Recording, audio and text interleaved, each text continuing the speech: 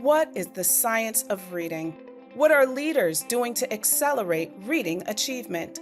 We answer these questions and more in Science of Reading Leadership, Guiding Minds, Transforming Lives, powered by Just Right Reader. Hello, we are thrilled to welcome Dr. Alfred Tatum to the podcast today.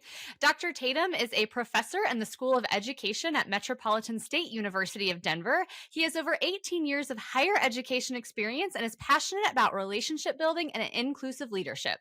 He is a leading authority and one of the nation's prominent education scholars of African American boys' literacy development. Prior to joining MSU Denver, Dr. Tatum was the Dean of College of Education at the University of Illinois at Chicago from 2013 to 2020 and directed the UIC Reading Clinic from 2007 to 2020. Also during that time, he hosted Boys College for 3 years, aimed to advance the literacy development of Black boys in elementary school. Additionally, he led 2 post-release education and preparation projects for young men on intensive probation with Cook County after convincing the juvenile court judges to assign the young males to the UIC Reading Clinic instead of jail. Tatum has co-authored 3 books, 4 major reading and writing programs, and 77 academic papers and publications. Thank you so much for being here. We are delighted. Oh, we are delighted. It's our pleasure and our honor to have you here, Dr. Tatum. So, one of the things I want to make sure that we begin with is just hearing your story about how you came to education. I have been following you for years and years and years, and it's literally one of my favorite stories to hear. So, can you kick us off by just letting us know how you got to this education field? Yeah, thank you for the invitation. I've been looking forward to this conversation. Education for me started as a sacred calling. I was in love with mathematics. I read vociferously, but during my undergraduate years, I used to read the print newspapers a long time ago, and I just read this article that chronicled the challenges that Black boys were experiencing on the South Side of Chicago, and it was quite disturbing, and my life just tilted. I moved away from finance and said that I'm going to spend the rest of my life trying to nurture reading, writing, and intellectual development started with young boys, but how do we start thinking about their position in the nation while making sure that no student is underserved? Wow. And I want to make sure that we talk about this too, because I remember listening to one of your interviews one time, and you were sharing how you came into education thinking you were going to change the world. And you had a couple of boys who were basically like, nah, I'm not reading this. So tell us about that experience, just because I think it's so informative to the conversation we're going to have today. You know, um, Having said that, I think very a lot of people um, enter education with good intentions Hmm. and well-meaning, deep beliefs, but then you confront the reality of children who may not see the world the way you see it. But what I learned from that experience, and I thought I was a great teacher, but what I learned from that experience is you really have to do the hard work to become a great educator. So those boys repositioned me not to focus on what I wanted to do, but what questions I should be asking. Mm. And so I started asking, what do I need to become smart about so that I'm shaping the positive life outcome trajectories for every child under the sound of my voice? And so they became my students early on. Love it. Wow. So am I correct, Alfred? I don't know as much of your history and your story as Terry does, but you were in a career in finance and then read this article and kind of decided to change your trajectory. Is that what I heard? Yeah, absolutely. I ran into a word, philanthropy, as a sixth grade student. And I realized that you have to be rich. I thought you had to be rich Mhm. at the time to become a philanthropist. And so I said, I need to make a lot of money to embrace and embody this word. And so I majored in finance with the idea of working in tall buildings downtown Chicago, But then it's a different type of philanthropy. We can, use our bodies and our minds in different ways to make significant contributions to society. I love that perspective. Yeah, it's great. So, Alfred, some of your most recent research projects focus on the roles of text and writing to advance the literacy development of African American males in elementary school. Can you tell us just a little bit more about that? Yeah, when I look at the roles of text in the lives of Black men historically, it served as tools of protection and, in some ways, deliverance. And then those who read the text of those who came before us, we became part of a storied history or a storied lineage. Text has that power. And so what I began to do is try to figure out how do we restore our nation's children's confidence with the roles of text to resuscitate the power of language, the power of ideas, the power of words, and then the power of their imaginations. And so that role of text has a very powerful relationship with not only reading text that puts you in contact with others, but then teaching them how to write text to put them in contact with themselves. And if those two things happen, the sky is the limit for the young children in our nation. That is beautiful.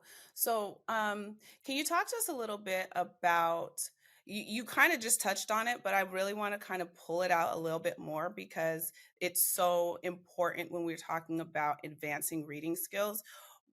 But why is writing, that component of writing, so important when we discuss this work? Yeah, writing is a true intellectual exercise. You can fake reading, but you can't fake writing.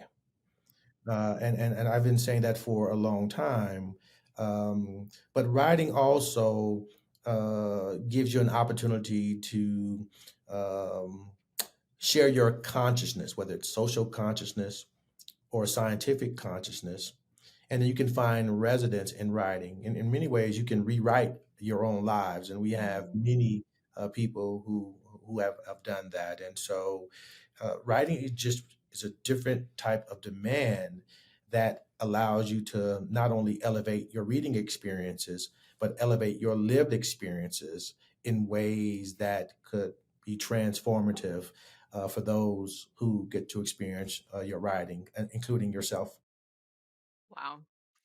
When we think about, the Dr. Alfred Tatum approach to reading and writing and instruction, what would look different in that classroom than is maybe happening in our current classrooms?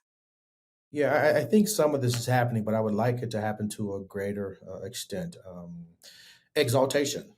Uh, many people think of that as a biblical term, Mm, but exaltation simply means holding students in the highest regard Mm, and a staunch refusal to allow them to fail in your presence.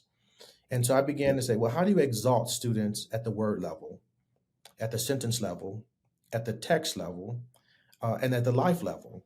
And so exaltation runs counter to um, turning down the volume of reading and writing based on some form of data strangulation that gives us permission to do less with some kids in our nation.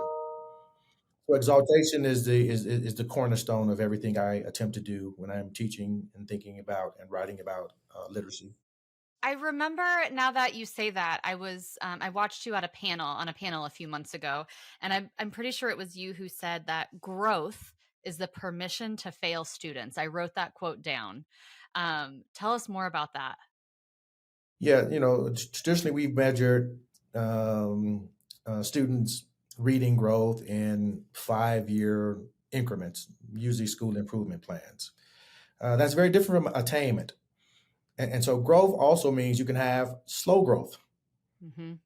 What I argue for is we need to create conditions that lead to exponential growth because we don't have all of the time in the world. I mean, you have many students who are simply relying on us to shape their next chapter. So, a slow growth orientation based on reading data have allowed us to do less with some kids based on whatever criteria or assessment tools we misinterpret. And this really that idea really speaks to the work you've been doing around intentionally choosing text or selecting text for our students, being very intentional about that.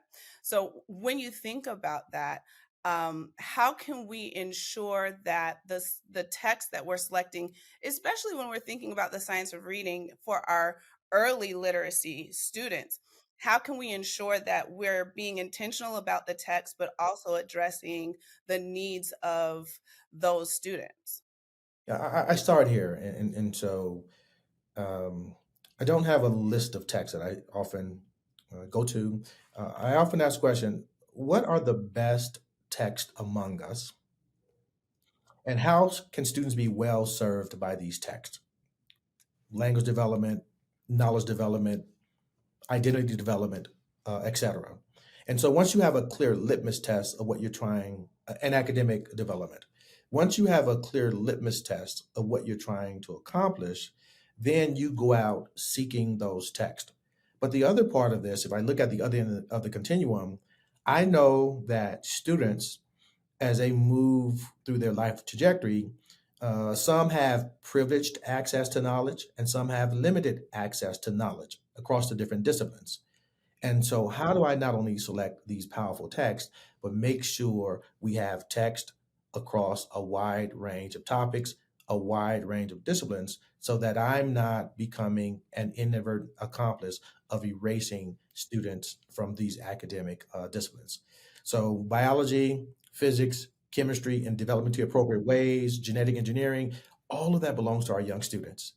But we have to make sure that they could read and access those words independently. Wow. Terry and I, if you're just listening to the pod, Terry and I are both just smiling and nodding and taking it all in. I know. Dr. Tatum, tell us a little bit more about this, and if we have school leaders and district leaders who are listening, and we have struggling adolescent readers, where do you feel like school leaders and district leaders should start when they're dealing with struggling adolescent readers? It starts with a strong conceptualization. What are you really trying to accomplish? Not for the sake of a school's accountability, Mm, but going back to this notion of exaltation and deliverance. And then once you figure out what you're really trying to accomplish and you rally around that, how do you put your educators in the best position to make sure that you are creating a buoy that allows students to move toward advanced levels of reading and writing without giving failure some excusatory power? Parenting, poverty, economics, uh, those things fall by the wayside once students have extraordinary educators. And then lastly, always remember that we're not talking about kids' literacy development alone. We're mhm. talking about kids' lives. And so we should always approach curriculum or teaching or instruction or professional development with that level of seriousness and sincerity that those young students who rely on us deserve. I'm so happy that you brought up this idea of their environment and all of, that goes with that, because I really want you to talk to us. There's this buzzword, of course, right now with culturally responsive instruction in Mhm. classrooms and environments. And I would love to hear your take on what that looks like, what that means. Um, this morning, I read about war, taxes, Hmm. drone technology, and historical narratives. All of that is culturally relevant. Hmm. I drink water.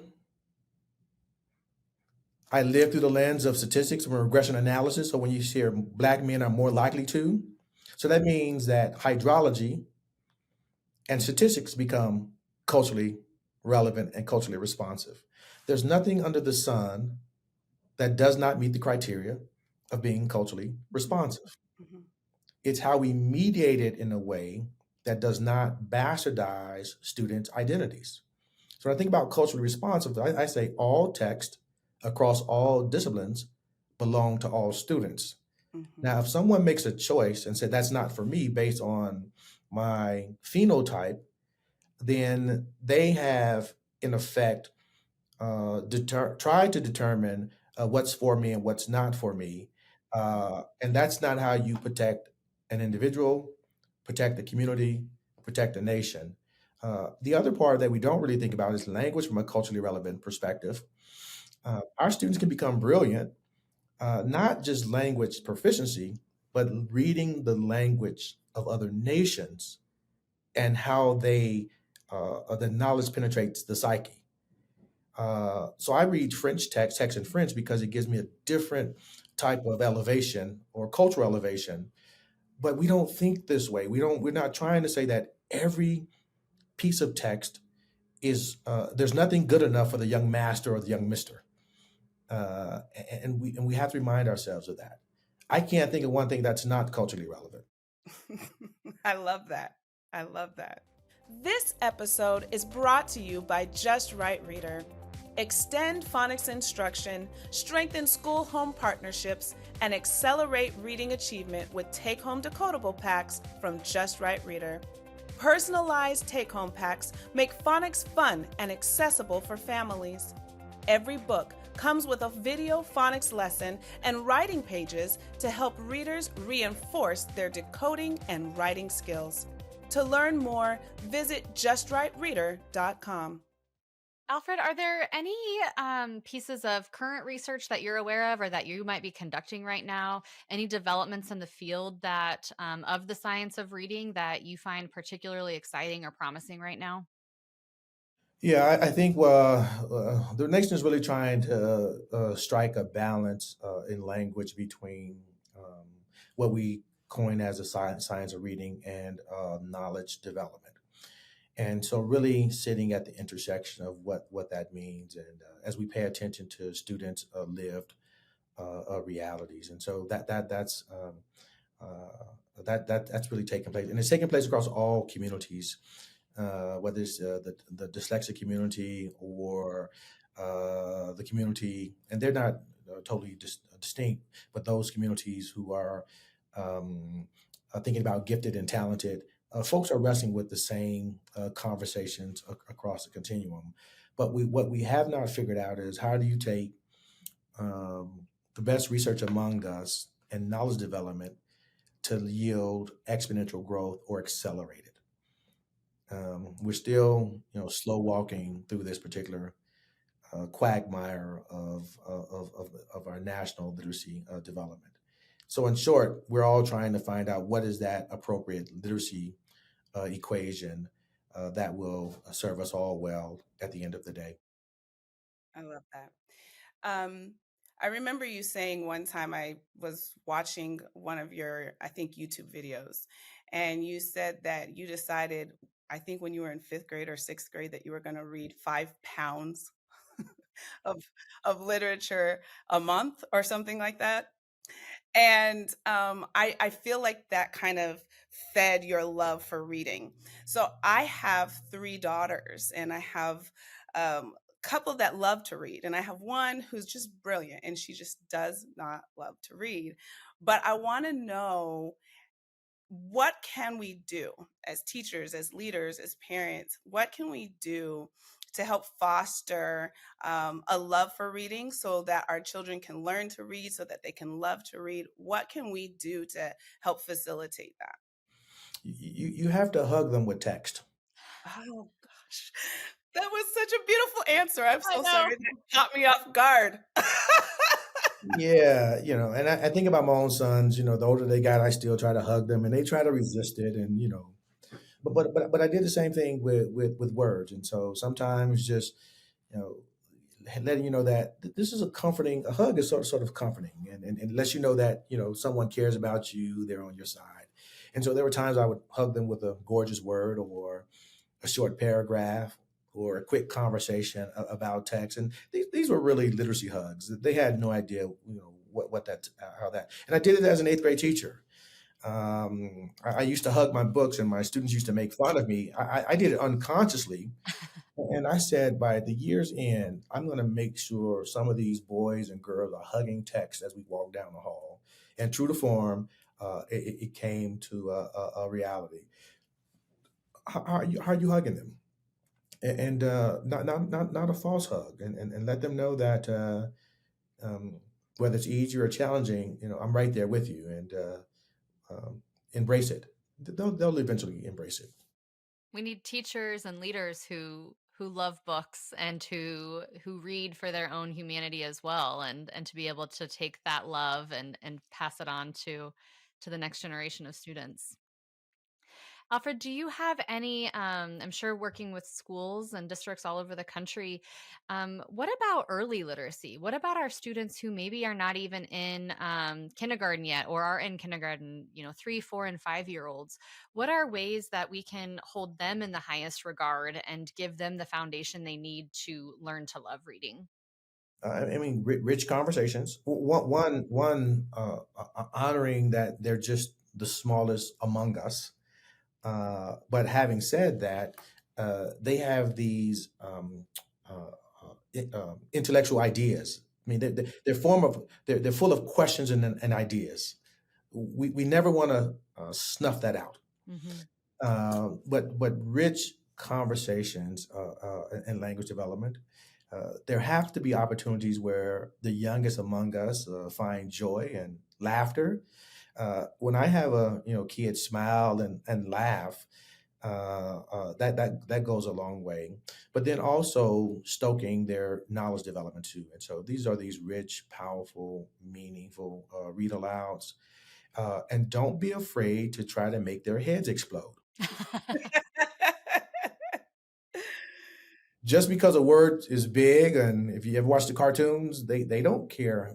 They use the rich language and vocabulary, but and do it in an environment where uh, uh, uh, it's important for me that you continue to love this thing called education, because in my presence, good things will happen, and that's what they need to feel in your presence. No data and literacy assaults on the youngest kids among us. Mm. So I think keeping with that same train of thought, right? As we watch our children move through these different phases, right? Keeping that conversation going, then what do we do as they move into the elementary years, and then as they move into the secondary years, and even when we think about them going into college? Yeah, the key is trying to help them find residence in personal development, and find residence in intellectual development. It's something beautiful about both of those. And once we help them find that residence, I mean, it goes a long way. I want to give you an example. There's a study that came out about young Black boys' face expressions. Hmm. And cognitive psychologists said, well, we need to train them to work on their faces. Came out a little study. I said, wait a minute, we need to give them knowledge about cognitive psychology. You're trying to train my face, but there's a whole field called cognitive psychology that I can do in a developing appropriate way. So now cognitive psychology became culturally relevant all Yeah. of a sudden. And these are things that we can introduce early on, but we don't give ourselves the affordances to move them in that direction. And then the last thing is remind ourselves that we all use the same 26 letters of the alphabet, whether you're in elementary, early literacy, or elementary, or middle, or high. It's just having them find comfort within those 26 letters and 44 sounds. Yes. Yes. Yes. Alfred, what leadership actions have you seen to be helpful in promoting this type of learning environment in the schools that you've worked with that have been able to see this come to fruition and, like we said, truly hold students in their highest regard? What steps have those leaders taken to maybe change a culture?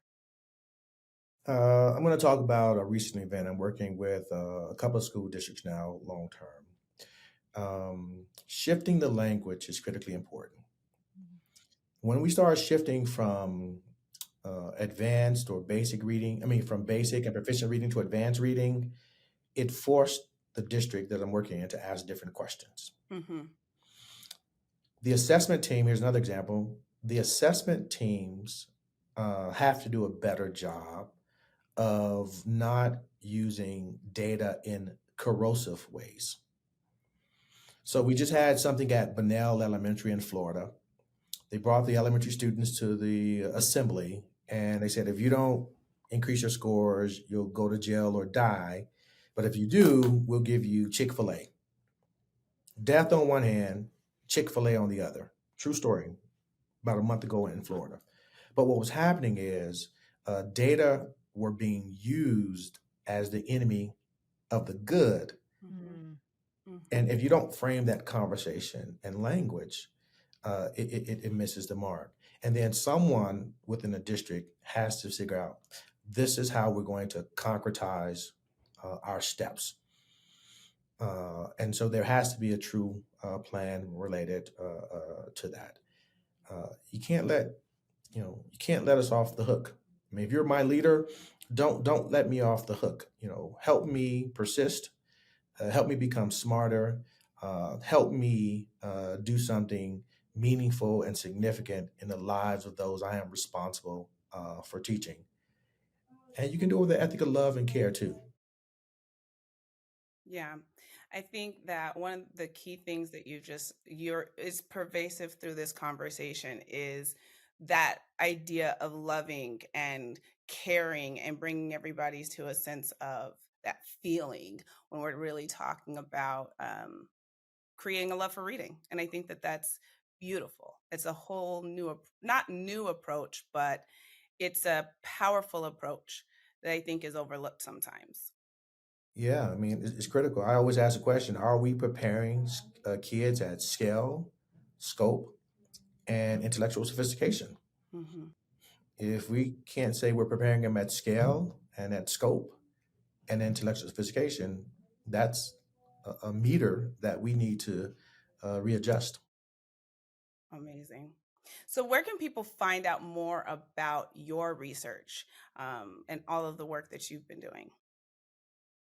I'm really excited about my most recent book that came out, Advanced Disparate Knowledge, Teaching Black Boys in Elementary Grades. It really encapsulates a lot of this conversation. Although the title says Teaching Black Boys, I mean, that book is for the nation. I just conducted research with Black boys. And I just recently had an article accepted today. It's about bringing order to the literacy development of our nation's children amidst chaos. And so, I mean, you can just Google or start with that text or give me a call and invite me to a podcast. Yeah.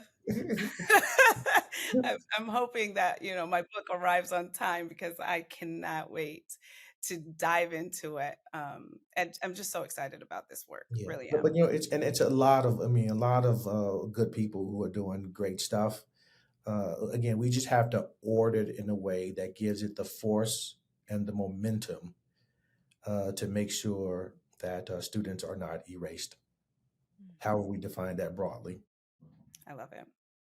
Um, at the end of all of our conversations, or as we get ready to close out, we always ask the same question. We ask the same question. And the question that we ask is, what are two things that we can do to accelerate reading achievement? High text volume matters and quality instruction. And so the more kids are reading and writing, the better they will become become readers and writers. And then the other thing is make sure that we're giving them a wide range of experiences with disciplinary knowledge because that's the lens they live their lives through. Awesome. Perfect. I love it. And some kids will say give them a larger allowance, make them feel good. That's what I would have told my parents if they'd asked me that question years ago. Oh, That's perfect. Well, Alfred, thank you so much for joining us today. I know that Terri and I certainly learned a lot, and I am so excited for the rest of our listeners to be able to hear this too. And in a lot of ways, I think that you're going to help a lot of people, and you already have helped a lot of people and educators connect back with the core and the why we do what we do. And it's not for test scores, and it's not for slow growth, and it's not for district achievement. It's truly to help children realize their fullest potential and their fullest self. And so thank you so much for bringing that back to the light and bringing that back to the forefront of what we're doing. Great. This was fun. Thanks for inviting me. Thanks for joining us. If you found this conversation valuable, please subscribe and leave a review on your favorite podcast platform. We will see you next time on Science of Reading Leadership, Guiding Minds, Transforming Lives.